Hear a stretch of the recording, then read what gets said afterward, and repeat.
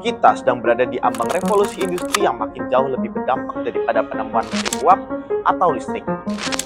Topik yang akan kita bahas hari ini bukan sekedar tren teknologi, melainkan sebuah fenomena fundamental atau disrupsi pekerjaan akibat otomisasi dan artificial intelligence atau AI. Perkembangan kecerdasan buatan atau artificial intelligence (AI) di masa kini kian pesat. Kini AI terus depan yang selalu mendukung perkembangan teknologi yang membuat perkembangan teknologi. Dalam laporan terbaru dari Goldman Sachs, diperkirakan sekitar 300 juta pekerjaan purna waktu di seluruh dunia berpotensi terpapar oleh otomisasi AI. Angka ini bukan sekedar statistik, melainkan representasi dari pergeseran struktur tenaga kerja global, khususnya di sektor bisnis digital. Pertanyaan akademisnya adalah, apakah kehadiran AI ini merupakan ancaman eksistensial bagi tenaga kerja manusia, atau justru sebuah alat akselerasi produktivitas?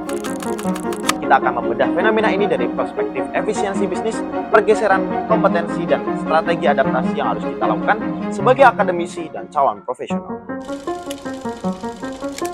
Mari kita mulai dengan membedah alasan mendasar mengapa bisnis digital mengadopsi AI secara masif. Jawabannya terletak pada prinsip dasar ekonomi, yaitu efisiensi biaya dan skalabilitas.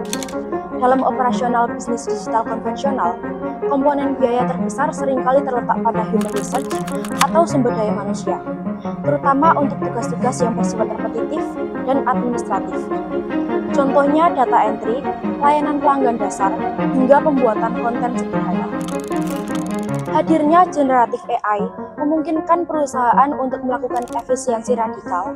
Sebuah studi kasus pada sektor layanan pelanggan menunjukkan bahwa penggunaan AI chatbot yang canggih dapat menurunkan biaya operasional 30 hingga 50% dengan waktu respon yang mendekati real time atau seketika. Bagi pemilik bisnis, ini adalah rasionalisasi yang logis. Namun, bagi tenaga kerja, ini menciptakan fenomena yang disebut text-driven displacement.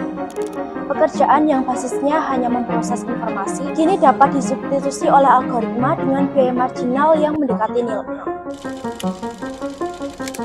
Lantas, sektor mana yang paling terdampak? Berbeda dengan revolusi industri sebelumnya yang menggantikan tenaga otot, revolusi AI saat ini disrupsi tenaga intelektual atau pekerja orang. Di dunia bisnis digital, kita melihat pergeseran paradigma yang signifikan dalam deskripsi pekerjaan. Mari kita ambil contoh profesi content creator atau junior programmer. Sebelumnya, nilai utama seorang pekerja dinilai dari kemampuannya melakukan eksekusi teknis seperti menulis artikel 1000 kata atau menulis garis kode dasar. Saat ini, AI dapat menyelesaikan tugas tersebut dalam hitungan detik. Akibatnya, terjadi pergeseran peran manusia dari kreator menjadi kurator. Nilai seorang profesional tidak lagi terletak pada seberapa cepat dia mengetik atau menggambar, melainkan pada kemampuan critical thinking dan strategi decision making. Kemampuan untuk memvalidasi output AI, memberikan konteks, dan menyelaraskan hasil kerja mesin dengan tujuan bisnis perusahaan. Inilah yang menjadi standar kompetisi baru di era 2005 ke atas.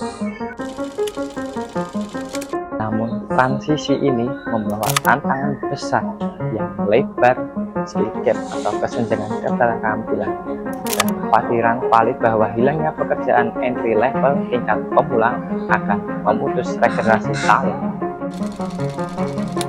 Jika tugas-tugas dasar sudah diambil oleh AI, bagaimana seorang mahasiswa atau fresh graduate bisa melatih kemampuan mereka untuk menjadi tenaga ahli senior? Ini adalah tantangan struktural yang harus dijawab oleh dunia pendidikan kita. Di sisi lain, ada satu variabel yang belum bisa direplikasi oleh mesin, humanus dan empati. Dalam bisnis, kepercayaan adalah mata uang yang paling berharga. Negosiasi tingkat tinggi, manajemen krisis, kepemimpinan tim, dan pemahaman psikologis konsumen masih mendalam membutuhkan bantuan manusia. AI mungkin bisa mengolah data, namun AI tidak memiliki imitasi moral dan kecerdasan emosional.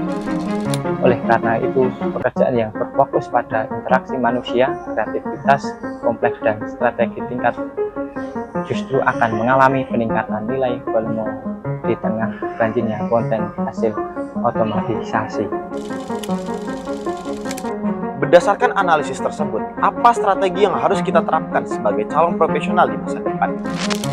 Jawabannya bukan menolak teknologi, melainkan melakukan augmentasi. Konsep The AI Augmented Professional adalah tenaga kerja yang menggunakan AI sebagai leverage atau pengungkit kompetitivitas. Kita tidak lagi bersaing melawan AI, tetapi kita bersaing menggunakan AI. 3 kompetensi utama yang perlu kita kembangkan adalah literasi data dan artificial intelligence, keahlian strategis dalam kemampuan melihat gambar besar atau big picture yang tidak memiliki mesin, lalu ada soft skill dalam komunikasi, adaptabilitas, dan empati. Seperti kutipan yang sering didengar di industri teknologi, AI tidak akan menggantikan Anda. Namun, seseorang menggunakan AI dengan lebih baik akan menggantikan Anda yang tidak menggunakannya. Sebagai kesimpulan, disrupsi pekerjaan akibat otomatisasi dan AI dalam bisnis digital adalah sebuah keniscayaan yang tidak bisa dihindari. Dampaknya nyata, seperti efisiensi meningkat, namun standar kompetensi manusia juga dipaksa naik. Tugas kita sebagai mahasiswa dan akademisi bukan untuk takut pada perubahan ini, melainkan mempersiapkan diri menjadi arsitek di era baru ini. Kita harus bertransformasi dari sekadar operator teknis menjadi pemikir strategis yang mampu mengimplementasi teknologi. Demikian analisis yang dapat kami sampaikan mengenai disrupsi pekerjaan di era AI.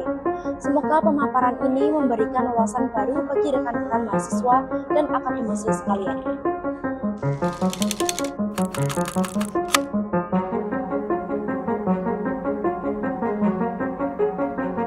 Pose with the pants.